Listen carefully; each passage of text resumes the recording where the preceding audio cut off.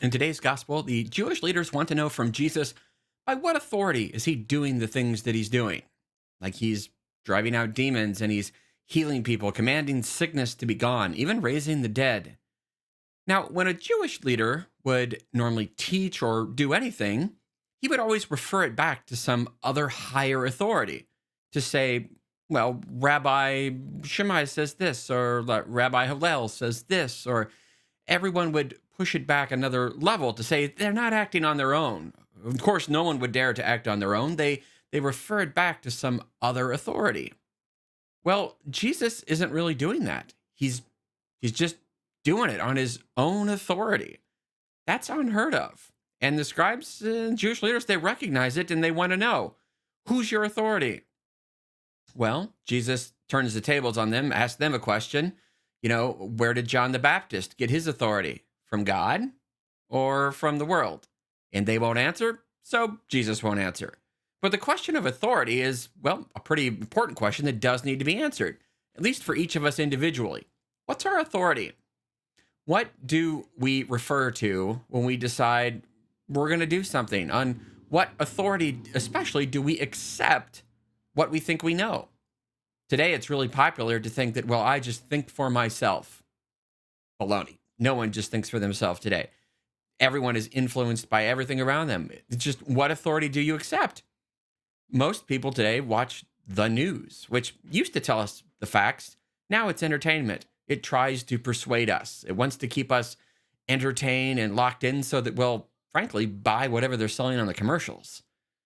Do we accept the authority of what we see on cable news? Or even worse, the authority of what we read on the internet? What's your authority? Ultimately, all of us have to accept some kind of authority to say, this is what I'll believe and this is what I will not. Even if it's accepting the authority of what our teachers taught us in school or our parents. And that's not bad. It's just we need to be careful to make sure we're relying on the right authority. This is especially comes true when it comes to things of religion. How do we know what we know? Why do we follow the path that we do? Well, today, sometimes that question gets answered by saying, well, just multiple people can have multiple truths and believe whatever they want, and I'll believe what I want, and you believe what you want. And then we don't have to answer the question of authority because there is no right answer, so who cares? That's just not the way the world actually is, though. There is truth, and two things can't be true in the same way at the same time.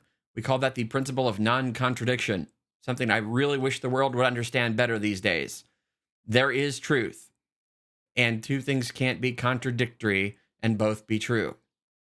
So, what's your authority for the truth? When it comes to religion, especially, well, what always used to be true was that Jesus created his church. He left us a living, breathing authority on earth.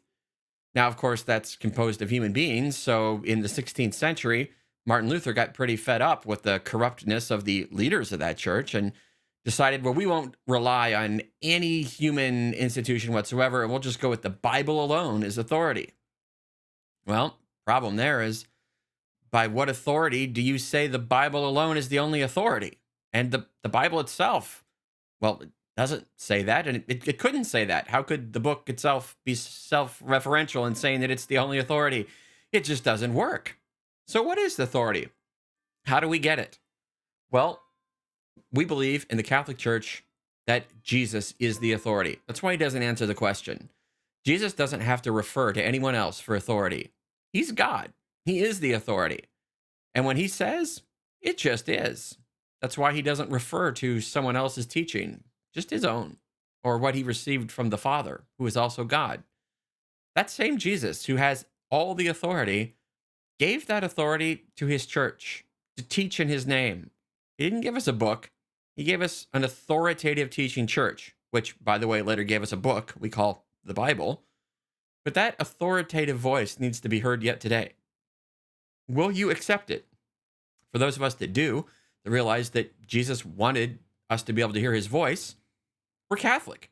We accept the fact that Jesus speaks to his one holy Catholic Apostolic Church through the bishops and popes that he left us. What authority do you accept? In the end, everyone will accept authority.